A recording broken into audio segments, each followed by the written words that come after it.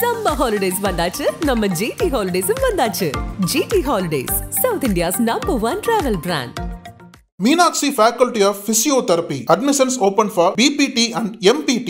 Apply now. Nakkheeran நேயர்களுக்கு வணக்கம். இன்று நம்முடன் கருத்துக்களை பகிர்ந்துகொள்ள இணைந்திருக்கிறார் திராவிட இயக்க சிந்தனையாளர் வல்லம் பஷீர் அவர்கள். வணக்கம் சார். வணக்கம். அமலாக்கத்துறை இந்த டாஸ்மாக் விவகாரம் தொடர்பாக சோதனைலாம் நடத்தியது, அதிகாரிகள் அழைச்சிட்டு போயெல்லாம் விசாரித்தாங்க. இதெல்லாம் தமிழ்நாடு அரசு எல்லாம் பரபரப்பாக இருந்தது. இந்த நிலையில் உச்சநீதிமன்றத்துக்கு போகிறாங்க. தமிழ்நாடு அரசும் டாஸ்மாக் நிர்வாகமும் போகுது. டாஸ்மாக் நிறுவனத்தில் ரெய்டு நடத்துனது தப்பு, வரம்பு மீறிய செயல் அப்படின்னு சில விஷயங்களை சொல்லி கண்டிக்குது. இது சம்மட்டி அடி, சரியான கொட்டு கொடுத்துருக்கு உச்சநீதிமன்றம் அப்படிலாம் எல்லாரும் சொல்கிறாங்க. இதை நீங்கள் எப்படி பார்க்குறீங்க?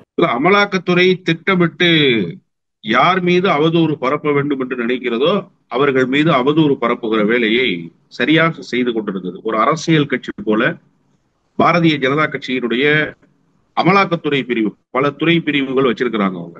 அது மாதிரி ஒரு அமலாக்கத்துறை பிரிவுன்றது பாரதிய ஜனதா கட்சியினுடைய ஒரு இலாக்கா போல இயங்கி கொண்டிருந்தது. நீங்க இதுவரைக்கும் அமலாக்கத்துறை தொடுத்திருக்கிற எல்லா வழக்குகளையுமே எடுத்து பாத்தீங்க அப்படின்னு சொன்னா 92 விழுக்காடு, வெறும் 8 விழுக்காடு மட்டும் தான் குற்றப்பத்திரிகை தாக்கல் செய்த வழக்குகள். மீதம் இருக்கக்கூடிய 92 விழுக்காடு வழக்குகள் குற்றப்பத்திரிகையை தாக்கல் செய்யப்படாத வழக்குகள் தான். ஏன் குற்றப்பத்திரிகை தாக்கல் செய்ய முடியலன்னு அவ்வப்போது ஒவ்வொரு வழக்கிலும் நீதிமன்றங்கள் கேள்வி எழுப்பிக் கொண்டே இருக்கிறது. ஆனா அமலாக்கத்துறையிடமிருந்து ஏதாவது பதில்கள் நம்பகத்தன்மையாக இருக்கிறதா அப்படின்னு கேட்டா எந்த நம்பகத்தன்மையும் இல்லாத பதில்களை சொல்கிறார்கள். கால அவகாசம் கேட்பது மட்டும்தான் அவர்களுக்கு வாடிக்கையான நிகழ்வாக இருந்தது. நாம செந்தில் பாலாஜி வழக்கில் துவங்கி இவருடைய வழக்கு வரைக்கும் பார்த்தோம், அரவிந்த் கெஜ்ரிவாலுடைய வழக்கு வரைக்கும் பார்த்தோம்.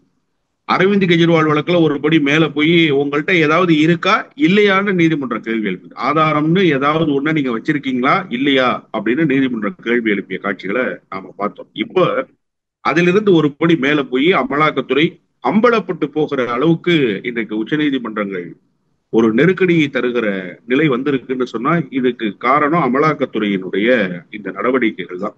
நீங்க ஒரு தன்னாட்சி நிறுவனம் எப்படி இயங்க வேண்டும் என்பதற்கு ஒரு பொது இயங்கியல் இருக்கிறது. நீங்க யாருக்கும் எந்த விதத்திலும் ஆட்பட வேண்டிய அவசியமே கிடையாது.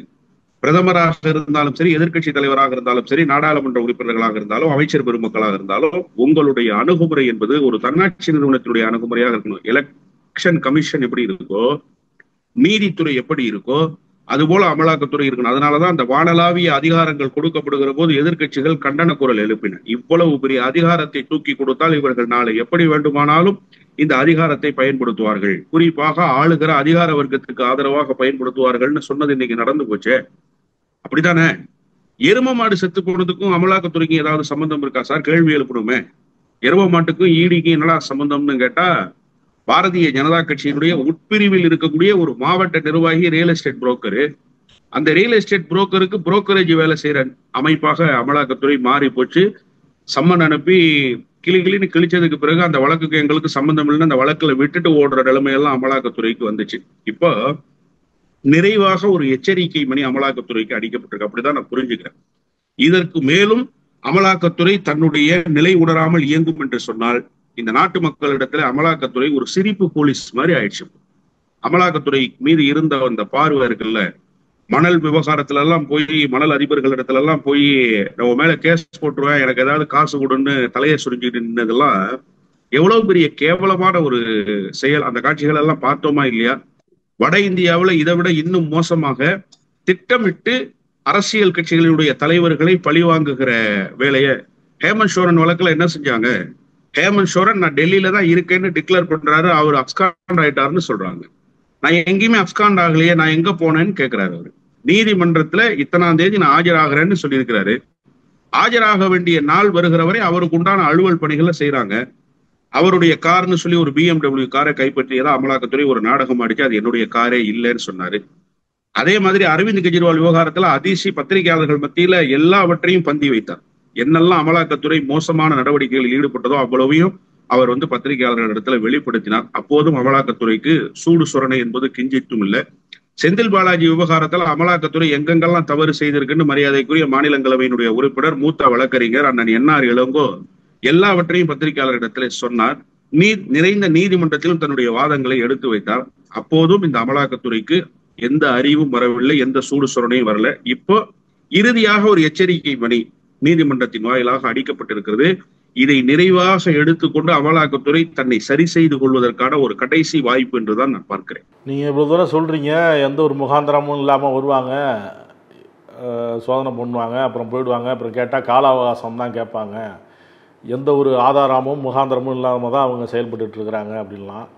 இப்போ பாஜக முன்னாள் மாநில தலைவர் அவர் சொல்கிறாரு, டாஸ்மாக் நிறுவனத்தின் ஒரே நோக்கம் மக்கள் மதுபோதையில் இருப்பதை உறுதி செய்வதுடன் திமுகவினர் லாபம் ஈட்டுவதை உறுதி செய்வதுதான். முதலமைச்சர் ஸ்டாலின் ஏழைகளிடம் கொள்ளையடிப்பதை நிறுத்திவிட்டு மாநில முதல்வராக செயல்படுங்க. இடி வந்தாங்க, ஒன்றும் இல்லை, சுப்ரீம் கோர்ட்டுக்கு போனாலும் அங்கே ஒன்றும் வாதத்தை சரியாக எடுத்து வைக்கல, சம்மட்டி அடி அடிச்சுட்டாங்க, ஒன்றும் சிரிப்பு போலீஸ் மாதிரி நடந்துக்கிட்டாங்க அப்படிலாம் நீங்கள் சொன்னாலும் அவங்க இல்லை, அதில் ஒரு ஊழல் நடக்குது, கொள்ளடிக்கிறாங்க, அதில் பணம் ஈட்டுறாங்க அப்படிங்கிற குற்றச்சாட்டை சொல்லிக்கிட்டே இருக்கிறாங்களே. இப்போ இந்த டாஸ்மாக் மீது உங்களுக்கு விமர்சனம் இருக்கா, இல்ல இந்த டாஸ்மார்க்கை நிர்வகிக்கிற இந்த அரசு மீது விமர்சனம் இருக்கா? அதை முதல்ல தெளிவுபடுத்துங்க. டாஸ்மாகே ஊழல்ல திளைக்குது, அந்த டிபார்ட்மெண்ட்டே மோசம்னு நீங்க சொன்னீங்கன்னா இப்ப மட்டும்தான் அந்த டிபார்ட்மெண்ட் ஊழல்ல திளைக்குதா, இல்ல இந்த 2016 ஜெயலலிதா அம்மையார் செத்து போன பிறகு எடப்பாடி பழனிசாமி முதலமைச்சர் ஆனப்போ இந்த நிர்வாகம் என்பது மிகச்சீராக இருந்துச்சா? அப்ப நீங்க ஏன் இதை குறித்து பேசவே இல்லை? தேசிய ஜனநாயக கூட்டணியில் அதிமுக அங்கம் வகித்த காரணத்தால் நீங்கள் வாய்ப்புத்தி கொண்டீங்களா? அப்ப நவதுவாரங்களை மூடிட்டு இருந்துட்டீங்களா? சரி, இப்ப திமுக ஆட்சியில பெரிய ஊழல் நடக்குது, டாஸ்மாக் விவகாரத்தில் அம்பலப்படுத்துங்க, ஆதாரங்களை வெளியிடுங்க, வழக்குகளை ஸ்ட்ரென்தன் பண்ணுங்க. ஏன் சும்மா ரைடு மட்டும் நடத்திட்டு திடீர்னு காணா போயிடுறீங்க? இந்த திருடம் பாத்தீங்கன்னு வச்சுக்கோங்களேன், விளக்கு அடைஞ்ச பிறகு வருவான், விடிஞ்ச பிறகு இருக்க மாட்டான். ஆனா சவடால் பாத்தீங்கன்னா, வாய் சவடாலு, நான் அப்படி பண்ணிடுவேன் தெரியுமா, இப்படி பண்ணிடுவேன் தெரியுமான்னு, அந்த மாதிரி தான் அமலாக்கத்துறை. அமலாக்கத்துறை திருடன்னு சொல்ல வரல, ஆனா நீங்க ஒரு நாள் செயல்பாட்டின் மூலமாகவே ஒரு விவகாரத்தை அம்பலப்படுத்துகிறேன் என்று சொல்வதன் மூலமாக அரசியல் பழிவாங்குகிற நடவடிக்கையில் தானே நீங்க ஈடுபடுறீங்க. என்ன சார் ஆதாரம் இருக்கு? நீங்க அமைச்சர் KN நேரு வீட்டுல ரைடு பண்ணீங்க, என்ன ஆதாரம்? என்னத்தை நீங்க கைப்பற்றுறீங்க? கைப்பற்றப்பட்ட ஆவணங்கள் என்ன? ஏன் அதை இன்ன வரைக்கும் நீங்க கோர்ட்ல ப்ரொடியூஸ் பண்ணாம வச்சிருக்கீங்க? எத்தனை நாள் ஆச்சு? கோர்ட்ல ப்ரொடியூஸ் பண்றதுக்கு உங்களுக்கு எவ்வளவு நாள் அவகாசம் தேவைப்படுது? ஏன் இன்னும் அதை பெண்டிங்ல வச்சிருக்கீங்க? அதுக்கு பதில் சொல்லுங்க. இப்ப டாஸ்மாக் விவகாரத்துல ஊழல் நடந்திருக்கு, அதுக்காக அமலாக்கத்துறை ரைடு பிடிக்கும். முதல்ல அமலாக்கத்துறைக்கு ஒரு விஷயம் புரியுதா இல்லையான்னே தெரியல. நீங்க ஏற்கனவே நீதிமன்றத்துல ஒரு தீர்ப்பு வாங்கி கொட்டு வாங்கினீங்கல்ல, எதுக்காக? மைனிங்ஸ்க்காக ஒரு தீர்ப்பு ஒன்று வாங்கினீங்க. கலெக்டருக்கு சம்மன் அனுப்பிச்சிங்க, 5 மாவட்ட ஆட்சியர்களுக்கு சம்மன் அனுப்பிச்சிங்க. அப்ப மைன்ஸ் டிபார்ட்மெண்ட் என்ன சொன்னாங்க? 5 மாவட்டத்தினுடைய ஆட்சியர்களுக்கு சம்மன் அனுப்புவதற்கு எந்த முகாந்திரமும் இல்ல. யாருக்கு? அமலாக்கத்துறைக்கு இல்ல. அமலாக்கத்துறை என்ன செய்யணும்னா, மாநில அரசு கிட்ட நேரடியாக சொல்லணும். மாநில அரசு மூலமாகத்தான் இவர்களை விசாரணைக்கு அழைக்கணும். அதனால 5 மாவட்டத்தினுடைய ஆட்சியர்கள் ஆஜராவதில் இருந்து விலக்கு அளிச்சாங்கல்ல நீதிமன்றம். இப்ப டாஸ்மாக் நிறுவனம் யாரோடது? அரசுடையது தானே. ஆயத்தீர்வைத்துறைன்னு ஒரு துறை இதுக்காக இயங்கிக்கிட்டு இருக்குல்ல, அதுக்கு ஒரு அமைச்சர் இருக்கிறார்ல, அந்த அமைச்சர்கிட்ட நீங்க என்ன நடந்திருக்குங்கிறத கேட்டு பெற்றீங்களா? என்ன முகாந்திரத்தின் அடிப்படையில நீங்க இப்ப நான் கேட்கிறேன், நீங்க டாஸ்மாக்ல ஊழல் நடந்துச்சு, என்ன ஊழல் சார்? எந்த இடத்துல ஊழல் நடந்துச்சு? மதுபானங்கள் கொள்முதல் செய்யப்பட்டதுல ஊழலா? மதுபானங்கள் விற்கப்பட்டதுல ஊழலா? அல்லது பணியாளர்களை பணியமர்த்தியதுல ஊழல் நடந்திருக்கா? எந்த இடத்துல ஊழல் நடந்திருக்கு? என்ன மாதிரி நடந்திருக்கு? இந்த பணம் யாருக்கு போய் சேர்ந்திருக்கு? யாரு மேல நீங்க வழக்கு பதிவு பண்ண முடியும்? அதை சொல்லுங்க. சும்மா வெறுமனே திடீர் என்ன ரைடு நடத்துவதன் மூலமாக ஏதோ நீங்க சாதித்து விட்டதை போல ஒரு மாய தோற்றத்தை நீங்க ஏற்படுத்துறீங்க. ஆனா அந்த மாய தோற்றத்தில் நீங்கள் மக்களிடத்திலே இந்த அரசு ஒரு ஊழல் மிகுந்த அரசு என்கிற ஒரு தோற்றத்தை உருவாக்குவதற்கு முயற்சிக்கிறீங்க. இது பாரதிய ஜனதா கட்சியினுடைய அஜெண்டான்னு நாங்க சொல்றோம். நீங்க செய்யற இந்த வேலை இருக்குல்ல, இது பாரதிய ஜனதா கட்சிக்காக நீங்கள் செய்கிற வேலையாகவே வெளிப்படுகிறது. அமலாக்கத்துறைக்கு இந்த வேலை இல்லை. இந்த வேலையை செய்யறதுக்கு பாரதிய ஜனதா கட்சிக்கு நயனார் நாகேந்திரன் ஒரு தலைவர் இருக்காரு, இதுக்கு முன்னாடி ஒரு தலைவர் இருந்தாரு, பாஜகவுக்கு நிறைய ஆட்கள் இங்க இருக்கிறாங்க. அவங்க அந்த வேலையை செய்யட்டும். பத்தாத குறைக்கு ரவி வேற கூடுதலாக சேர்ந்து அந்த வேலையை செய்துகிட்டு இருக்காரு. அமலாக்கத்துறைக்கு எதுக்கு இந்த வேலைன்னு கேட்கிறேன். நீங்க ஏன் சார் எப்போதுமே உங்களை ஒரு அரசியல் கட்சி போலவே நினைத்து கொண்டு நீங்க அந்த வேலைகளை செய்றீங்க? நீங்க ஒரு தன்னாட்சி அமைப்பு இல்லையா? நீங்க சிபிஐ போல, தேர்தல் ஆணையம் போல, நீதித்துறை போல இந்த மக்களுக்கு எந்த விதத்திலும் பாதிப்பை ஏற்படுத்தாத ஆட்சியாளர்களை கூட ஒரே பார்வை கொண்டு பார்க்கக்கூடிய ஒரு அமைப்பு, கட்டமைப்பு கொண்டிருப்பவர்கள் இல்லையா? அப்படித்தானே நாங்க நினைச்சுக்கிட்டு இருக்கோம். ஆனா நீங்க அப்படி இல்லையே. அமித்ஷா சொல்ற வேலையை செய்யறது, மோடியினுடைய அரசியல் எதிரிகளை பழி வாங்குறது, பாஜகவுக்கு சிம்ம சொப்பனமாக இருக்கிற மாநிலங்கள்ல உள்ளார பூத்து கபலீகரம் செய்யறது, இந்த வேலையவே நீங்க தொடர்ச்சியா செய்றீங்களா? இன்னும் எத்தனை நாளைக்கு செய்வீங்க? இன்னும் எத்தனை நாளைக்கு செய்ய போறீங்க இந்த வேலையை? ஒரு முற்றுப்புள்ளியே கிடையாது அதுக்கு. அதனாலதான் நீதிமன்றத்துக்கு போயிருக்கிறாங்க தமிழ்நாடு அரசு. ஏன் நீதிமன்றத்துக்கு போனாங்க தெரியுதா? இந்த விவகாரத்துக்காகத்தான் நீதிமன்றத்துக்கு போனாங்க. இந்த அமலாக்கத்துறையினுடைய அத்துமீறல்களுக்கு முற்றுப்புள்ளி வைக்க வேண்டும் என்பதற்காக நீதிமன்றம் போயிருக்கிறாங்க.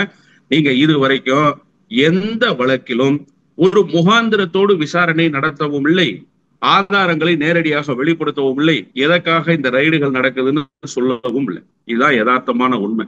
பேசும்போது நயினா நாகேந்திரன்லாம் குறிப்பிட்டீங்க. அவர் செய்கிற வேலையை ஏன் இடி செய்யுது, அதெல்லாம் நயினா நாகேந்திரன் இருக்கட்டும், அதுக்கு முன்னாடி இருக்கிற தலைவர்லாம் அந்த வேலையை பார்ப்பாங்க, இடிக்கு இந்த வேலை தேவையில்லை அப்படின்னு நயினா நாகேந்திரன் பேசும்போது ஒரு விஷயம் சொல்கிறாரு. அதிமுக பாஜக கூட்டணி நீடிக்காதுன்னு திரும்ப சொல்லிகிட்டே இருக்கிறாரு. அதுதான் அவருடைய எண்ணம். அப்படின்னா கூடா நட்பாக இருக்கிற திமுக கூட்டணியிலேருந்து அவர் வெளியில் வரணும். அதற்கு எந்த அவசியமும் இல்லை. ஏன் அண்ணன் நயினார் நாகேந்திரன் பேரெல்லாம் சொன்னேன் அப்படிங்கிறதுக்கு ஒரு செய்தியை மட்டும் சொல்லிட்டு நீங்க கேட்ட கேள்விக்கு வர்றேன்.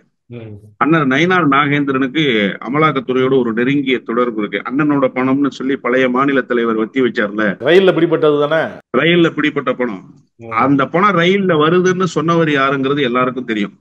ஊடகவியலாளராக இருக்கிற உங்களுக்கும் தெரியும், அண்ணன் நயினார் நாகேந்திரனுக்கும் தெரியும் யார் மூலமா அந்த பணம் பிடிபட்டுச்சு, யார் தகவல் கொடுத்தாங்கன்னு. அந்த பணம் சட்டவிரோத பண பரிவர்த்தனை இல்லையா? அமலாக்கத்துறை ஏன் சார் வாய மூடிட்டு இருந்துச்சு? குறைந்தபட்சம் எங்க இருந்து இந்த பணம் வந்துச்சுன்னாவது கேட்கலாம்ல. Prevention of anti money laundering act என்பது எதற்காக இயங்குது? அது prevention of anti money laundering ஆக்டா இல்ல மோடிக்கான கட்டமைப்பா? இந்த கேள்வியை தொடர்ந்து எழுப்புறோம்ல. அதுக்கு ஒரு சின்ன உதாரணம், நயினார் நாகேந்திரன் மீது அந்த அமலாக்கத்துறை திரும்பல. சரி, அண்ணன் இன்னைக்கு மாநில தலைவர் ஆயிட்டாரு. அண்ணன் அருமையான ஒரு கருத்தை சொல்லியிருக்காரு. அதாவது இதே கருத்தை தான் கொஞ்ச நாளைக்கு முன்னாடி ஆதவ அர்ஜுனா மூலமாக பேச வச்சாங்க. ஆனா என்ன நடந்துச்சு? அண்ணன் திரும்ப தன்னுடைய நம்பகத்தன்மையை தக்க வைத்துக் கொண்டார். நம்பகத்தன்மையை தக்க வச்சுக்கிட்டது மட்டும் இல்ல, திமுக கூட்டணியில் தான் உறுதியாக இருக்கிறோம் என்பதை பல தருணங்களில் வெளிப்படுத்துகிற விதமாக திமுக கூட்டணிக்கும் பிசிகாவுக்கும் ஒரு இடையூறை ஏற்படுத்துகிற அந்த நபரையே தூக்கி வெளியில எறிஞ்சாரு. இன்னைக்கு போய் விஜய்கிட்ட உட்கார்ந்து இருக்கிறாரு. இதை விட வேற ஒரு உதாரணம் வேணுமா? இந்த கூட்டணி உடையாது, இந்த கூட்டணி பத்திரமாக பாதுகாக்கப்படுதுன்னு சொல்றதுக்கு. இந்த கூட்டணி உடைஞ்சிரும்னு நீங்க எதிர்பார்க்கிறீங்க, உங்களுடைய எதிர்பார்ப்பு நிறைவேறாது. ஆனா ஏன் பாஜக அதிமுக கூட்டணி உடையும்னு அண்ணன் திரும்ப சொல்றாருன்னா, அண்ணன் KP ராமலிங்கம் இங்க இருந்தாருல, எம்பியா இருந்தாருல திமுகவுல, அண்ணன் சொல்றாரு நாங்க தான் மேல, எப்பவுமே மலர் தாமரை மேல இலை கீழே அப்படின்றாரு. இப்ப இதுல என்ன புரிதல் வருதுன்னா, இலை கீழே இவங்க மேலன்னா இவங்க தான் லீட் பண்றாங்களா அப்படின்ற கேள்வி இருக்கு. அப்ப அதிமுகவினுடைய நிர்வாகிகள் இதை ஏற்கிறாங்களா? அண்ணன் ஜெயக்குமார் இது வரைக்கும் பேசலையே, வாய்மூடியே இருக்காரு. அண்ணன் ஜெயக்குமார் என்ன சொன்னாரு? நான் ஒரு முடிசூடா மன்னனாக இருந்தேன், என்னை தோற்கடிக்கிற அந்த கருவி யாருன்னு கேட்டா பாஜகவாகத்தான் இருந்தது, அதனாலதான் நான் ராயபுரத்துல தோற்று போனேன்னு சொன்னாரு. கூட்டணி அமைஞ்ச பிறகு அண்ணன் ஜெயக்குமார் பத்திரிகையாளர்களே சந்திக்கல சார், பத்திரிகையாளரிடத்துல வெளிப்படவே இல்லை சார், பேசவே இல்லை சார். அப்ப அண்ணன் ஜெயக்குமார் என்ன நிலைப்பாட்டுல இருக்கிறார்? அதான் ஜெயக்குமார் என்ன நிலைப்பாட்டுல இருக்கிறாருன்னு நீங்க கேள்வி எழுப்புறீங்க.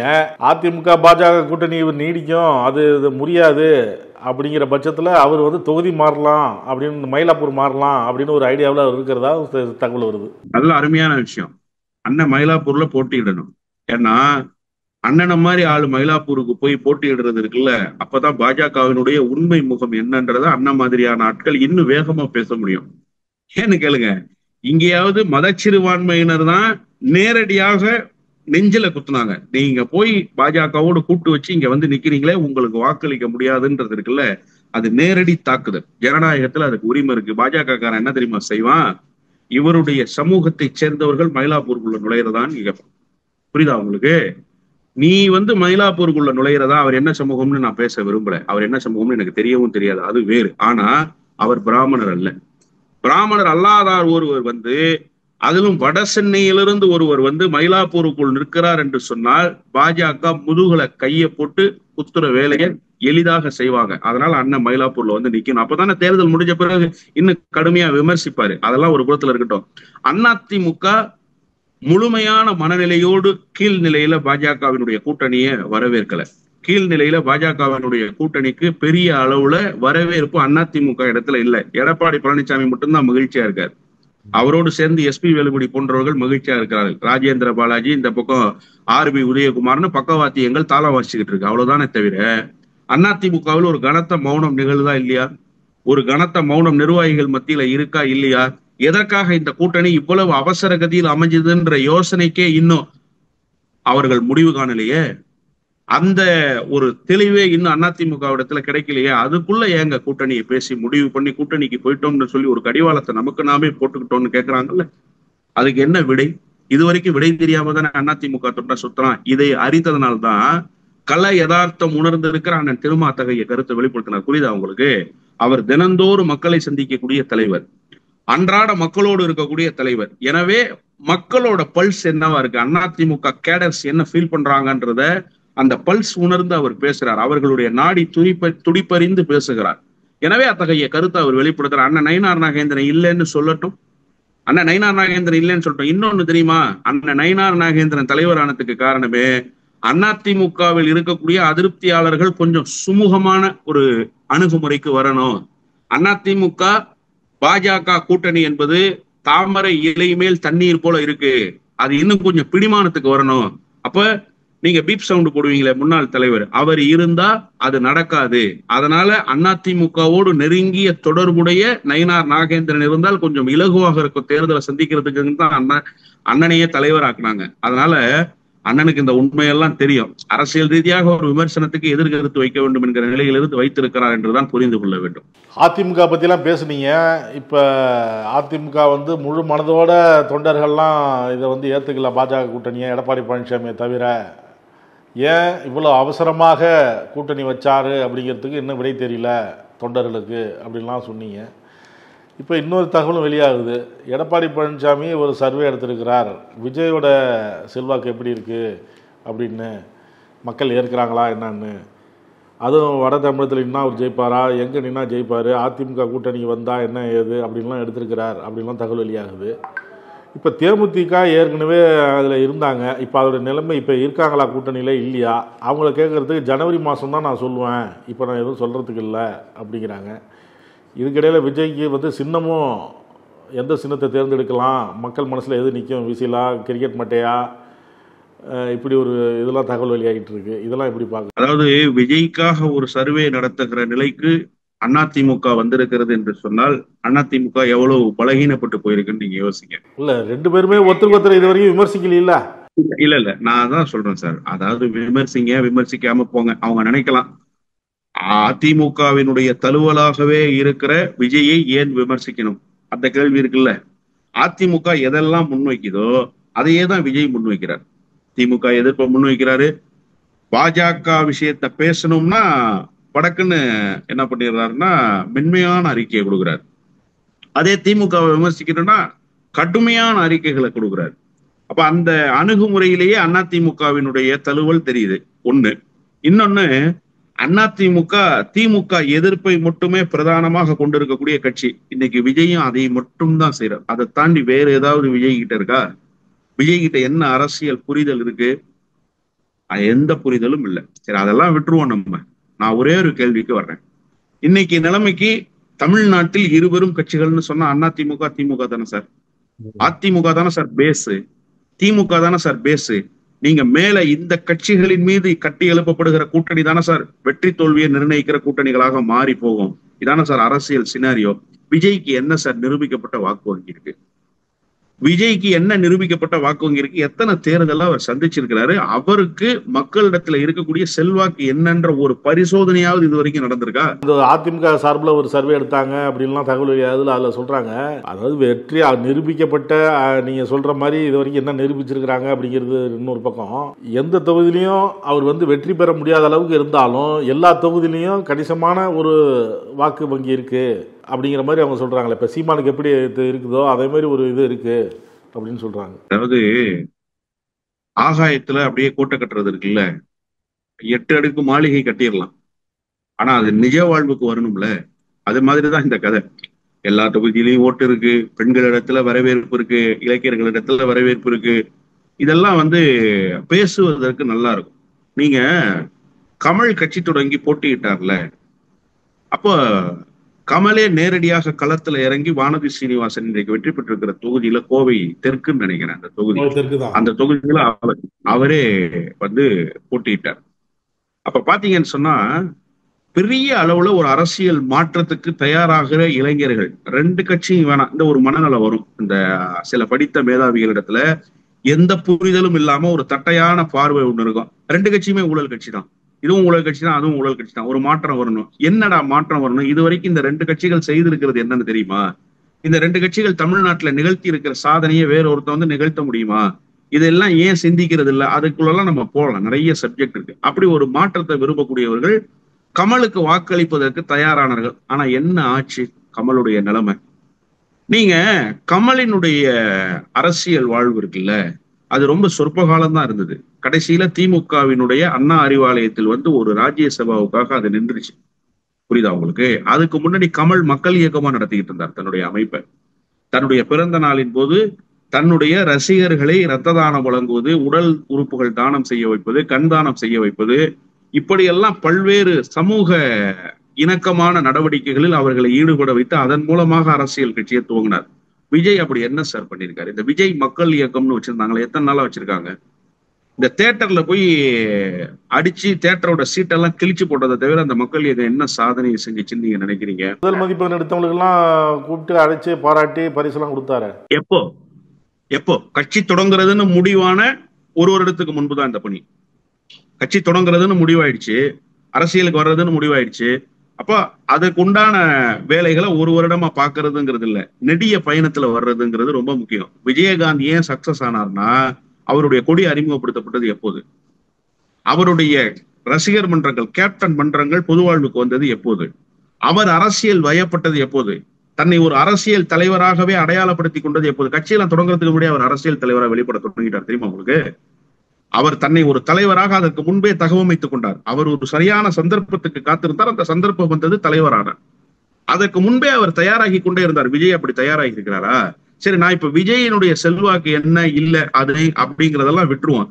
அதிமுக என்கிற இயக்கம் விஜய் என்கிற அந்த ஒரு நடிகருக்கு என்ன செல்வாக்கு இருக்குன்னே தெரியாம நீங்க சிகப்பு கம்பளம் விரிச்சு வரவேற்கிறதுக்கு காத்திருக்கீங்க அப்படின்னு சொன்னா, அப்ப நீங்க எந்த அளவுக்கு பலகீனப்பட்டு போயிருக்கீங்கிறது தான் இதை உணர்த்துது.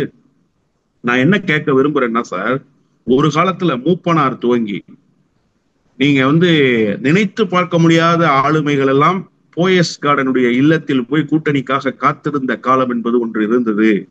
அது அதிமுக அடர்த்தியான பலம் வாய்ந்திருந்த நேரம். 96 to 2001 கலைஞர் ஆட்சி என்ன சார் தவறு? தமிழ்நாட்டினுடைய பொற்கால ஆட்சிகள்ல ஒன்று சார் அது.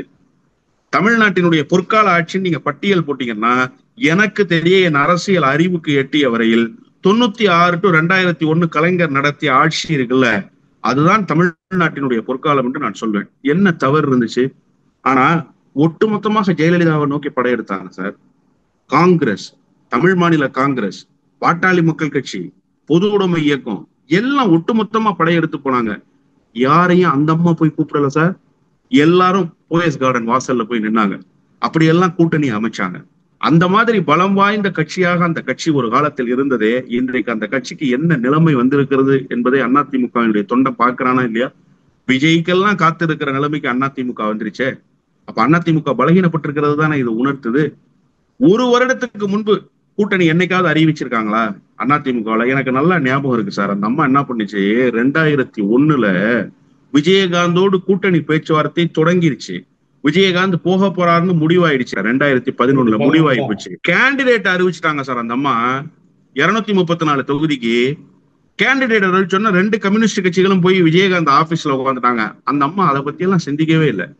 அதுக்கப்புறமா கூட்டணி பேச்சுவார்த்தை போட்ட கேண்டிடேட்டை விட்ராவல் பண்ணிக்கிச்சு. இதெல்லாம் எதை உணர்த்துதுன்னா, பேச்சுவார்த்தை நடத்திக்கிட்டே இருப்ப, நீ பேச்சுவார்த்தையில புடிமானமா இல்லைன்னா நான் கேண்டிடேட்டை போட்டு என் வேலையை தொடங்கிடுவேன்னு அந்த அம்மா த்ரெட்டன் பண்ணிச்சு கூட்டணி கட்சிகளை. இன்னைக்கு என்ன நிலைமை? ஒரு வருஷத்துக்கு முன்னாடி ஒரு கூட்டணியில போய் கமிட் ஆகிட்டு நீங்க எதுவுமே பேசாம பாஜகவை பேச விட்டு நீங்க கை கட்டி வாய் பொத்தி வேடிக்கை பார்த்து பாஜக லீட் எடுக்குது அரசியல்ல, முகம் இல்ல, முகவரி இல்ல, ஒரு பூத் ஏஜென்ட் போட முடியாத கிராமப்புறங்கள்ல, ஊரக உள்ளாட்சிகள்ல பெரிய அளவுல பிரதிநிதித்துவம் பெற முடியாத ஒரு கட்சி, ஆனா பட்டி தொட்டி எங்கும் கிளை பரப்பி இருக்கிற கட்சியை கைகட்டி வாய்ப்புத்தி நிற்க வச்சுட்டாங்க. அந்த அளவுக்கு நீங்க போய் ஒரு வருஷத்துக்கு முன்னாடியே மண்டியிடுகிற நிலைக்கு வந்துட்டீங்கன்னு சொன்னா இதெல்லாம் அதிமுக எந்த நிலையில் இன்றைக்கு இருக்கிறது என்பதைத்தானே உணர்த்துகிறது. நீங்க சொல்றீங்க அதிமுக இந்த அளவுக்கு ஆயிடுச்சா, விஜய் நம்மள்கிட்ட வருவாரா அப்படிங்கிற ஏங்குற நிலைமைக்கு அதிமுக வந்துடுச்சான்னு அப்படி நீங்க சொல்றீங்க. அவங்க சொல்றது எடப்பாடியே சொல்லியிருக்கிறாரு, திமுகவை வீழ்த்தணும் அப்படிங்கிற கட்சிகள் எல்லாத்தையுமே ஒருங்கிணைக்கணும், ஓரணியில நிக்கணும் அப்படிங்கிறது தானே. தாராளமா ஓரணியில நிறுத்தணும் சார். அந்த முயற்சியில தானே அவங்க ஈடுபடுறாங்க. இல்ல நீங்க ஓரணியில யாருடைய பின்னால் நிறுத்துகிறீர்கள், அது ரொம்ப முக்கியம். அண்ணா காங்கிரஸ் என்கிற ஏகாதிபத்தியத்தை வேரோடும் வேரடி மண்ணோடும் வீழ்த்துவதற்கு ராஜகோபாலாச்சாரி உட்பட எல்லோரையும் அகாமடேட் பண்ணி ஒரு அலையன்ஸை ஃபார்ம் பண்ணார். அந்த பாணியை நீங்க பின்பற்றணும்னு நீங்க நினைக்கலாம், தப்பு கிடையாது. ஆனா அண்ணா இப்படி செஞ்சாருங்கிறது உங்களுக்கு தெரியாது, அது வேறு. அந்த வரலாறுலாம் உங்களுக்கு தெரிஞ்சா நீங்க ஏன் இன்னைக்கு இந்த நிலைமைக்கு ஆளாயிருக்க போறீங்க? நீங்க ஏதோ ஒரு திமுக எதிர்ப்பு வாக்குகள் சிதறி விடாமல் பாதுகாப்பதற்கு ஒரு முயற்சியை நீங்க எடுக்கிறீங்க. எதன் பெயரால் நீங்க எடுக்க போறீங்க? அதனாலதான் நான் சொன்னேன், 2 கட்சி தான் பேஸ். இங்க ஒரு பேஸ் அண்ணா திமுக, இன்னொரு பேஸ் திமுக. இந்த 2 பேஸ்ல தான் நீங்க கன்ஸ்ட்ரக்ஷன் பண்ணணும். ஆனா இங்க என்ன நிலைமைன்னு கேக்குறேன் நான். இங்க என்ன நிலைமை, நீங்க கூட்டணியை ஃபார்ம் பண்றீங்க ஒரு வருஷத்துக்கு முன்னாடி, ஆனா கூட்டணியை டிக்ளேர் பண்றது பாஜகவா இருக்கு. அந்த மேடையில உங்களால் ஒரு வார்த்தை கூட பேச முடியல. நீங்க பேசுவதற்கு கூட வாய்ப்பு மறுக்கப்பட்ட நிலையில் ஒரு தலைவராக அந்த மேடையில் இருந்த காட்சியை தமிழ்நாடு பார்த்தது. அப்ப நீங்க ஒரு அணியில திரட்டுவதன் மூலமாக என்ன நடந்துற போதுன்னு நான் கேட்கிறேன். நீங்க வாக்குகளை ஒருமுகப்படுத்தி என்ன செய்ய போகிறீர்கள்? உங்களுடைய முகம் என்பது சிதைக்கப்பட்டு விட்டது, உங்களுடைய கால்கள் அடித்து உடைக்கப்பட்டு விட்டன. அதன் பிறகு இந்த பயணத்தில் நீங்கள் வெற்றி பெற்றால் என்ன, வெற்றி பெறவில்லை என்று சொன்னால் என்ன, என்ன பெரிய வியூகத்தை நீங்க வகுத்துட்டீங்க? உங்களுடைய வியூகம் என்ன பெரிய சக்சஸ் கொடுத்துருச்சு? திமுக வாக்குகள், எதிர்ப்பு வாக்குகளை நீங்க ஒருமுகப்படுத்தணும்னு நினைக்கிறீங்கல்ல, என்னத்தை சக்சஸ் பண்ணி கிழிச்சிங்க? ஏன் 2024 தேர்தலில் உங்களால அதை சக்சஸ் பண்ண முடியல? அப்ப ஏன் நீங்க வீழ்ந்தீங்க? ஒரே ஒரு கட்சி எஸ்டிபிஐ மட்டும்தானே உங்களை நம்பி வந்தாங்க, வேற யார் வந்தா உங்களை நம்பி யாரு வந்தாங்க? இன்னைக்கு நீங்க இந்த அறைகூலை விடுத்துட்டீங்க, அதற்கான ஏதாவது ஒரு நம்பிக்கை ஒழுக்கிட்டு கண்ணு கட்டிய தூரத்துல தெரியுதா? ஏதாவது ஒரு கட்சி சமிக்ஞை கொடுத்திருக்கா? உங்களோட கூட்டணியில் இருந்த தேமுதிக கூட ஜனவரி வரைக்கும் கெடு வைக்குத, இப்ப எதுவும் சொல்ல முடியாதுங்குத, இப்ப எதுவும் பேச முடியாதுன்னு சொல்றாங்களே. அப்ப என்ன நிலைமை? எந்த கட்சியும் உங்களோடு வருவதற்கு தயாராக இல்லை என்பதை தமிழ்நாடு அரசியல் களம் உங்களுக்கு உணர்த்திக்கிட்டே இருக்கு. ஆனா நீங்க என்ன செய்றீங்க? தொண்டர்களை ஏமாற்றுகிற வேலையை செய்றீங்க. பெரிய கூட்டணி அமையும். எப்ப அமையும் பெரிய கூட்டணி? தேர்தலில் திமுக வெற்றி பெற்ற பிறகு அமையுமா? என்ன சார் பேசுறீங்க நீங்க? யாரை ஏமாத்துறீங்க நீங்க? அதிமுகவுடைய தொண்டர்கள் வேண்டுமானால் உங்களிடத்தில் ஏமாறலாம், ஆனால் தமிழ்நாட்டு மக்கள் ஏமாறுவதற்கு தயாராக இல்லை. நீங்க இந்த அணி சேர்க்கிற வேளையில் கடந்த காலத்திலும் தோல்வி அடைந்தீர்கள், இனிமேலும் நீங்கள் தோல்வியைத்தான் தழுவுவீர்கள். பல்வேறு கருத்துக்களை பகிர்ந்து கொண்டதற்கு நன்றி சார். நன்றி. நக்கீரன் டிவிக்கு சப்ஸ்கிரைப் செய்யுங்கள். உங்கள் ஆதரவே எங்கள் பலம். ஆசிரியர்களுக்கு நண்பனாகவும் மாணவர்களுக்கு ஆசானாகவும் திகழும் தேர்வு வழிகாட்டி. ஒவ்வொரு பாடத்திற்கும் அனுபவமிக்க ஆசிரியர்களின் துல்லியமான தெளிவான விடைகள். CNC இருக்கு, தேர்வு பயம் எதற்கு? இது தீரன் பப்ளிஷிங் ஹவுஸ் விற்பனை வெளியீடு.